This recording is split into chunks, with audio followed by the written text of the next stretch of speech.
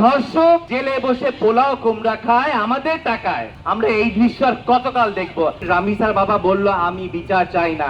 কত বড় লজ্জাজনক কথা জাতির জন্য যে সে এখন বিচার চায় না, কারণ সে বিচার পাবে না।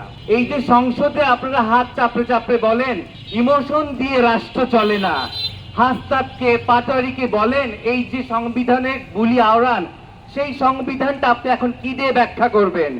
এই যে 90 দিনের মধ্যে ধর্ষকের বিচার হয়ে যায় শুধুমাত্র রায় ঘোষণা, তার পরবর্তীতে কি হয়? সেই ধর্ষক জেলে বসে পোলাও কুমড়া খায় আমাদের টাকায়। আমরা এই দৃশ্য আর কতকাল দেখবো? আপনার কি উচিত ছিল না বিবেকবান একজন মানুষ হিসাবে, শুধু পিতা হিসাবে না, যে এই বিচারের বাদী হব আমি? এই উদাহরণ কেন আপনি দৃষ্টান্ত স্থাপন করতে পারছেন না যে রামিসার যে হত্যাকাণ্ড হয়েছে এটার বিচারের বাদী হব রাষ্ট্রের একমাত্র আমি? আপনি এই উদাহরণ দেখান না। তারপরে কি হয়? তারপরে তো জনগণ আছে। আমার অবাক লাগে এই যে সুশীল সমাজরা যারা স্লিভলেস পরে টিপ দিয়ে বিভিন্ন রবীন্দ্রসঙ্গীতে যান, যে বিভিন্ন ধরনের আতলামি করেন, আজকে করে কথা বলেন, তারা কোথায় আছেন? তারা তো নারীবাদী।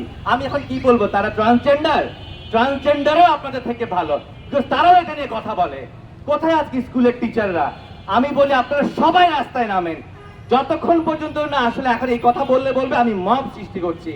সমগ্র জাতি এখন বলতেছে আসলে এটা বিচার হবে না, ধরে ধরে এদেরকে যেখানে পাবেন সেখানে তাদের লিঙ্গ কর্তন করা উচিত। তাহলে যদি সেই পথেই যায় তাহলে বলবে ইনকিলাব মঞ্চের মডেল অভিনেতা মব সৃষ্টি করছে। তাহলে কি করবো বলেন?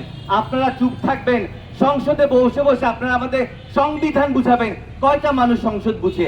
রামিসার বাপ কি সংবিধান বুঝবে? আমি সংবিধান বুঝবো? সেটা কি আমার দায়িত্ব? আমি জানি দিন শেষে আমার সন্তান আমার বুকে ঘুমাবে, এই তো, আর তো বেশি কিছু চাই না। তাহলে কেন আপনি শপথ নিয়ে এত ভোটে জয় লাভ করে আপনি কেন সেই সংবিধান কেন পুনঃস্থাপন করতে পারবেন না?